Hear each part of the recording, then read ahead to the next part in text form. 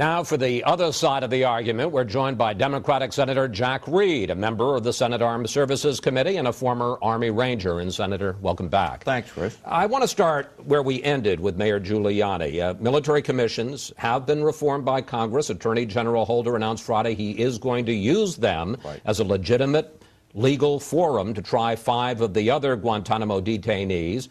Why not use them for the alleged 9/11 conspirators? Well, first of all, these 9/11 conspirators are heinous criminals, terrorists. The damage they've done to New York and the nation are significant, and they have to be treated, I think, fairly, but with all due process, but with great, I think, sensitivity to the crimes they've committed against America. The Attorney General pointed out very clearly that there are several factors: the location of the incident, the type of victims, the investigative services that are engaged in this process, and that led him to conclude that the best forum, and also, I think, as the prosecutor, the best forum to guarantee the success of the prosecution was a federal court, and in this case, in New York City.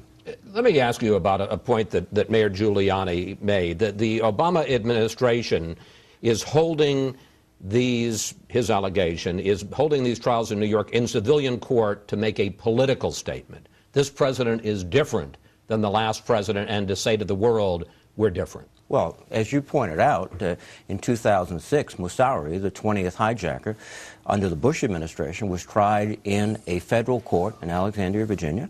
Mayor Giuliani was one of the testified in the penalty phase, and he, as you indicated, claimed this was a symbol of American justice, as he said in 1993. But this was not 1993. This was 2006. The alternative existed for a military tribunal then.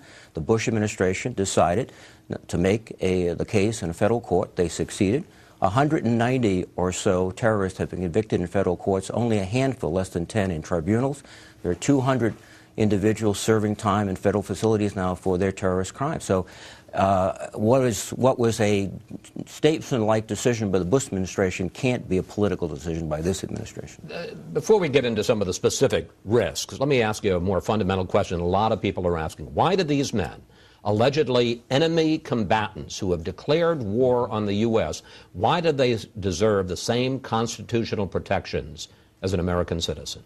Well, the court has determined that they deserve some constitutional protections. That was the whole issue at the Hamdan case and other cases. But they could have fewer constitutional protections than a military commission. They could have if they were tried under military law, under the provisions we set up. But they're also criminals. And I think this debate about are we playing into the hands of terrorists, all of these, particularly the Sheikh, Mohammed, wants to be considered a holy warrior, a jihadist. And if we try him before military officers, that image of a soldier will be portrayed by the Islamic community. That's not the image we want. These are heinous wait a murders. minute. I mean, Mayor Giuliani said, and he's quite right, when in March of 2003, Khalid Sheikh Mohammed was picked up, his first 2 things he said are, 1, I want a lawyer, and 2, I want to be taken to New York. Aren't you more granting him his wish by trying him in New York City? No, I don't think so, because I think the attack here on September 11th was designed not just to kill innocent Americans. It was to break our spirit. It was to render our system of government fragile and broken.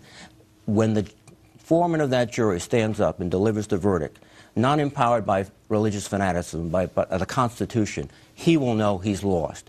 And I can't think of a better group of people to judge the guilt or innocence and the punishment for these individuals than people in New York who saw the towers fall. But here, I think, is the question. There are some obvious downsides to having this trial in a civilian court in New York City. There's the risk that intelligence information will come out. There's less protection of that. In fact, in the 1995 prosecution of the so-called blind sheikh, apparently information came out that Osama bin Laden was a co-conspirator, and he then left Sudan for Afghanistan. There's obviously the danger of a terrorist attack. It's going to make New York City once again ground zero for al-Qaeda. There's the danger of more of a political circus, that they're going to use this as a platform. If there are obvious downsides, what's the upside? The upside, I think, is you are vindicating this country's basic values. And it's not to condone terrorism, but it is to stand as a symbol in the world of something different than what the terrorist represents. Blind violence directed at those they dislike.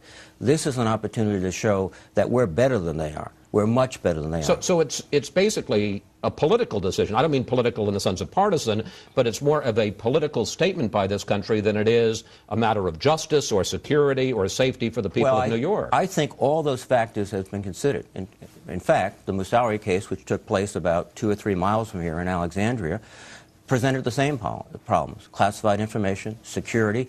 We were able to accomplish that. I think New York can do that also. The case you referred to in the 90s about the blind sheik, those individuals involved did not seek protective orders or use the system of classification properly. That's been established. We're going to be very conscious, I'm sure, the Attorney General, about protecting this information. So those factors have been considered. I don't think the President would have, or the Attorney General, made a decision which would release classified information or endanger unnecessarily the public. Again, the facts are pretty clear. We've done this before. We've done this consistently. We've got about 30 seconds left. What if one of these guys gets off?